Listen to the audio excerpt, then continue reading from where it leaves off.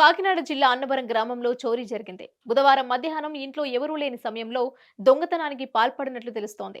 సుమారు 2 లక్షల నగదు, అరతులం బంగారం అపహరణకు గురైనట్లు బాధితురాలు నవుడు గంగాభవాని ఆవేదన వ్యక్తం చేస్తున్నారు.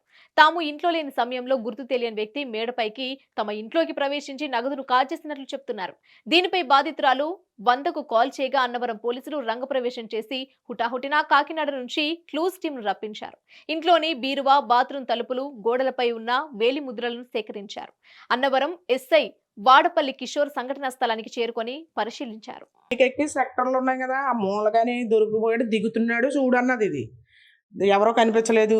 రెండో ఫ్లోర్ సెక్టర్ల దగ్గరికి వెళ్ళి అటు మూల ప్లేస్ ఉంది కదా, అక్కడ కానీ నుంచున్నాడా కూర్చున్నాడా అని అటు వెళ్ళాను, అటు లేడు.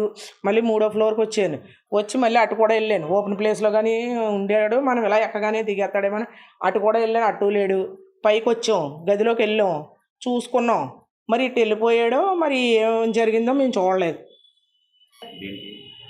మామూలుగా 100 కొడితే పోలీసు వాళ్ళు వచ్చేస్తారని కాల్ చేసింది. ఇది మన ఎందుకులే పోలే అనేసి ఊరుకున్నాను నేను. 100కి కాల్ చేస్తే వాళ్ళే రిటర్న్ కాల్ చేశారు. ఏంటమ్మా ఎక్కడ ఏం జరిగింది అనేసి అంటే మరి మాట్లాడాలి కదా.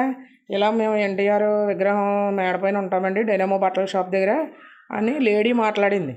లేడీ మాట్లాడిన తర్వాత అన్నవరం గ్రామంలోని వెలంపేటలో నివాసం ఉంటున్న నవుడు భవానీ గారు నిన్న మధ్యాహ్నం 3 గంటలకి తన ఇంటిలో దొంగతనం జరిగిందని డైల్ 100కి ఫోన్ చేయగా హుటాహుటిన అన్నవరం పోలీసు మేము వచ్చి దర్యాప్తు చేసుకుంటున్నాము. అలాగే నిన్న రాత్రి క్లూస్ టీం కూడా వచ్చి సంబంధించిన సాక్ష్యాలను కూడా ఫింగర్ ప్రింట్స్ కానీ అవన్నీ కూడా వేలు ముద్రలు కానీ తీసుకోవడం జరిగింది. దీన్ని పూర్తిగా దర్యాప్తు చేయడం జరుగుతుంది.